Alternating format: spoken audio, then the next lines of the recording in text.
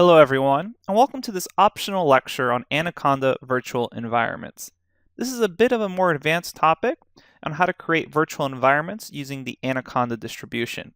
You can go ahead and feel free to skip this topic if you're not interested in it. Let's go ahead and continue. Let's talk about what virtual environments are. Virtual environments allow you to set up a virtual installation of Python and libraries on your computer. That way, you can have multiple versions of Python or libraries and easily activate or deactivate these environments. Let's go ahead and see some examples of why you may want to do this. For instance, maybe sometimes you want to program in different versions of a library. For example, you may have developed a full program that uses scikit-learn version 0.17, and then at some point in time the next version, 0.18, is released. Maybe you want to explore the new features of 0.18, but don't want to break any of your old code when you upgrade. This is where you may want to create a virtual environment for that specific version of the library. Another example is sometimes you'll want to make sure your library installations are in the correct location. So for example, you may want also multiple versions of Python on your computer. So you'll want to make sure a Python 2.7 version of a library is in the correct location versus a Python 3.5 version. What you can do with virtual environments is have one environment in Python 2.7 and another with Python 3.5. There is a virtual env library for normal Python distributions that has a lot of the capabilities that we're going to be going over with Anaconda. This virtual env library allows you to create virtual environments, and it's a virtual environment manager. Anaconda, however, which is the recommended distribution of Python that we use in this course, already has a nice built-in virtual environment manager that makes the whole process of creating a virtual environment, activating and deactivating them very easy. You can go ahead and check out the resource link for the official documentation that we're going to go over now. So go ahead and check out the resource link, which will take you to this URL, or if you want, you can manually type it in. We're just going to the official Conda PyData documentation where we talk about using environments. You can just click on the resource link if you don't want to type this entire file path or URL path in your browser. I'm going to go ahead and jump to my browser now, explore the documentation a little bit, and show you how you can use it at your command prompt. Let's go ahead and jump to that now. Okay, so here I am at the resource link for managing environments. What I want you to do is go ahead and go to create an environment, and you should see the basic instructions here for creating an environment. And it's pretty simple as far as the commands you need to put in. To create a new environment, you're going to go ahead and use the conda create command, followed by --name, then whatever name you want to call your new environment. In this example, they're calling their new environment snowflakes, and then space and a base package or library that you want to initiate that new environment with. If you don't put in a package here, you may get an error. So once you have this full command in your command prompt or your terminal, after of course installing Anaconda distribution of Python, Conda is going to ask you, do you want to proceed? You can type Y for yes. And then this creates a new environment called, in this case, snowflakes that contains this program or package, BioPython. If you don't specify a specific version of Python, it will use your base version of Python, the one that you downloaded with Anaconda. But you can actually specify a specific version of Python, and we'll show you how to do that as well. Let me go ahead and jump to my command prompt, just put it on here, so I can walk you through these steps. Okay, so here's my command prompt. I will go ahead and create a virtual environment. We'll call it conda, we'll say conda space create first. Then I'm going to say --name for name. And let's go ahead and call this just a ridiculous name so we know we're actually doing something. We'll call it fluffy. And then we need to put in a library to initiate it with. Let's go ahead and start off with NumPy, since that's going to be one of the first libraries we learn about. I hit enter. It'll fetch the package metadata, it'll get a list of what it needs to install, and it'll ask you if you want to proceed. Now I'll go ahead and say Y for yes.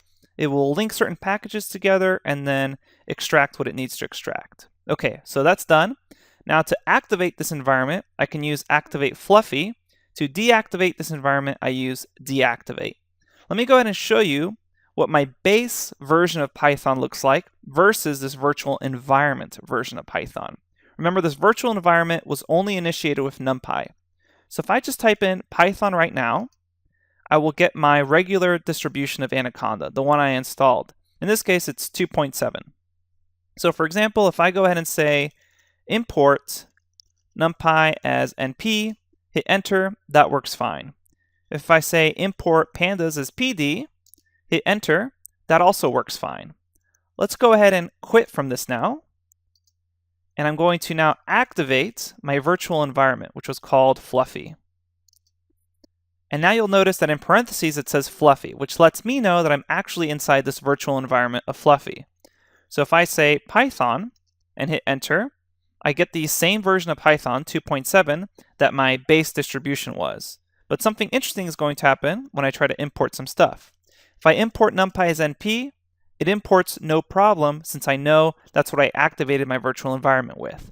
If I say import pandas as pd, I get an import error, no module named pandas. The reason for that is because this virtual environment doesn't have pandas inside of it. If I want to actually make sure that this virtual environment also contains pandas, I will need to activate it, as I've done already, and then say conda install pandas here, or conda install whatever library you want, Jupyter, scikit-learn, matplotlib, etc. So I'm going to go ahead and just delete this. If I want to deactivate Fluffy and go back to just my original distribution of Python, I just say deactivate, hit enter, and it deactivates that virtual environment. Now, another active use case for virtual environments is to create an environment that uses a different version of Python. You can do that simply by saying conda create. We'll go ahead and say --name. You can also just say -n, single -n, but we'll show the full thing, --name. Say the name of the virtual environment you want. We'll go ahead and call this virtual environment my Python 3 version, space, and then you say Python equals 3.5, and here you have the option of just putting in a single library, such as NumPy, or if you want the entire Anaconda distribution, you can type in Anaconda here.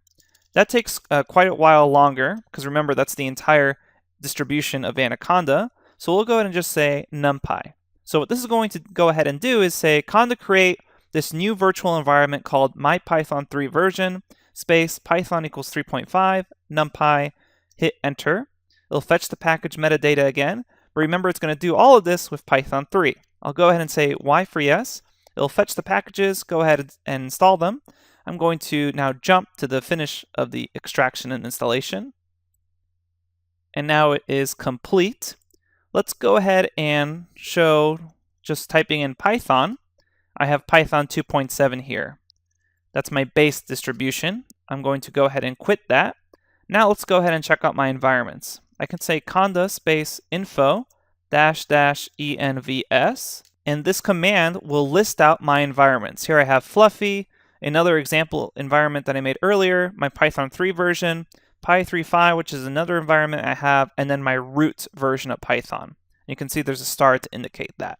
So if you're opening up Jupyter Notebook and you see something like Python root, that's what it means. It's the root installation of Python. Let's go ahead and activate my Python 3 version environment. Hit enter. You'll notice my Python 3 version. Now if I call Python inside of this virtual environment, note that I get Python 3.5. So if you're able to actually specify that you want a different version of Python by saying Python equals and then whatever version number you want when you're creating that virtual environment. So if I do something like 1 divided by 2, I get 0.5, which is not the case for Python 2. Okay, so that's really all you need to know as far as creating virtual environments.